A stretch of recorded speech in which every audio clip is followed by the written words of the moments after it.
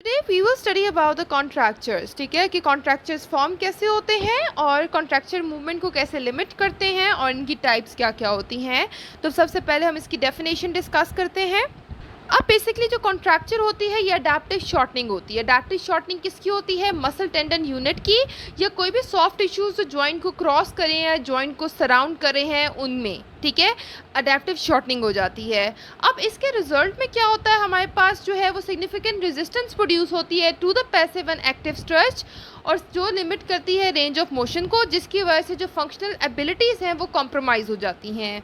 Contracture क्या है? Basically मस्कुलो टेंडनस unit में या सॉफ्ट टिश्यूज़ में जो जॉइंट को क्रॉस करी हैं, जॉइंट को सराउंड करी हैं, उनमें अडैप्टिव शॉर्टनिंग होगी है, जिसकी वजह से पैसिव और एक्टिव स्ट्रेच को रेजिस्टेंस मिल रही है और रेंज ऑफ मोशन लिमिट हो रहा है और फंक्शनल एबिलिटीज़ कॉम्प्रोमाइज़ हो रही हैं। अब कॉन्ट्रैक्चर की वजह से कितनी मूवमेंट लिमिट होगी ये डिपेंड करता है कि कितनी ज़्यादा शॉर्टनेस है, कितनी ज़्यादा टाइटनेस है, कितना ज़्यादा जो है वो स्वेरिटी ऑफ कॉन्ट्रैक्चर है। अब कॉन्ट्रैक्चर में एक चीज़ याद रखनी है, कॉन्ट्रैक्चर बेसिकली कभी कंजेनिटल नहीं होता। ठीक है, बाय बर्थ नहीं होता। ये किसी भी हैबिट की वजह से या किसी भी कंडीशन की वजह से हम उसे शॉर्टन पोजीशन में रख लेते हैं, उसे इमोबलाइज कर लेते हैं, उसकी वजह से जो है वो कॉन्ट्रैक्चर फॉर्मेशन हो जाती है। इसकी मोस्ट कॉमन एग्जांपल है आफ्टर बर्न। ठीक है, उसमें अब जब बर्न वार्ड में जाते हैं तो सबसे पहला टारगेट क्या होता है कि हम उसके जो कॉन्ट्रैक्चर फॉर्मेशन है उसको प्रिवेंट करते हैं। अब हम डिस्कस करेंगे कॉन्ट्रैक्चर को हम किस तरह किस मतलब नाम से बुलाते हैं, क्या उसका नाम रखा गया है। तो अगर जो है वो शॉर्टन मसल, बेसिकली डिपेंड करता है कि शॉर्टन मसल जो है वो कौन सा है और उसका एक्शन क्या है। फॉर एग्जाम्पल, अगर बाइसेप शॉर्ट हो रहा है तो हम इसे बाइसेप कॉन्ट्रैक्चर बोलेंगे, और बाइसेप का फंक्शन क्या है? फ्लेक्शन, तो इसे हम फ्लेक्शन कॉन्ट्रैक्चर भी बोल सकते हैं। अगर ट्राइसेप शॉर्ट हो रहा है तो इसे हम ट्राइसेप कॉन्ट्रैक्चर बोलेंगे या एक्सटेंसर कॉन्ट्रैक्चर बोलेंगे। कॉन्ट्रैक्चर को हमने उसी मसल के साथ लेबल करना है जो मसल बेसिकली शॉर्ट हो रहा होता है। इसी तरह इसके अलावा जो है वो एल्बो फ्लेक्शन कॉन्ट्रैक्चर है, एडक्शन जो है वो कॉन्ट्रैक्चर्स ऑफ हिप हैं। ठीक है, ये सारे टाइप्स ऑफ कॉन्ट्रैक्चर्स हैं। ठीक है, एग्जांपल्स ऑफ कॉन्ट्रैक्चर्स हैं।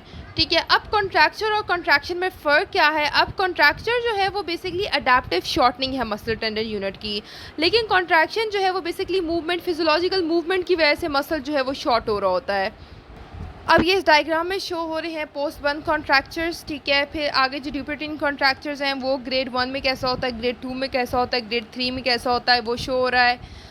अब नेक्स्ट जो है वो टाइप्स है कॉन्ट्रैक्चर्स की। तो हमारे पास बेसिकली 4 मेन टाइप है कॉन्ट्रैक्चर्स की: मायोस्टैटिक, सूडोमायोस्टैटिक, ऑर्थोजेनिक एंड फिब्रोटिक कॉन्ट्रैक्चर। सबसे पहले हम डिस्कस करेंगे मायोस्टैटिक कॉन्ट्रैक्चर। Myo means muscle. ठीक है, नाम से ही पता चल रहा है कि मसल शॉर्ट हो रहा है। तो इसमें क्या होता है, इस कॉन्ट्रैक्चर में, मायोस्टैटिक कॉन्ट्रैक्चर में जो मस्कुलो टेंडनस यूनिट है वो अडेप्टिवली शॉर्टन हो जाता है। ठीक है, इसमें स्पेसिफिक मसल की अपनी पैथोलॉजी नहीं होती, तो हम इसको दोबारा रिजॉल्व कर सकते हैं, इसको ठीक कर सकते हैं अगर हम स्ट्रेचिंग करवाएंगे। ठीक है, बहुत शॉर्ट टाइम में ये ठीक हो जाता है।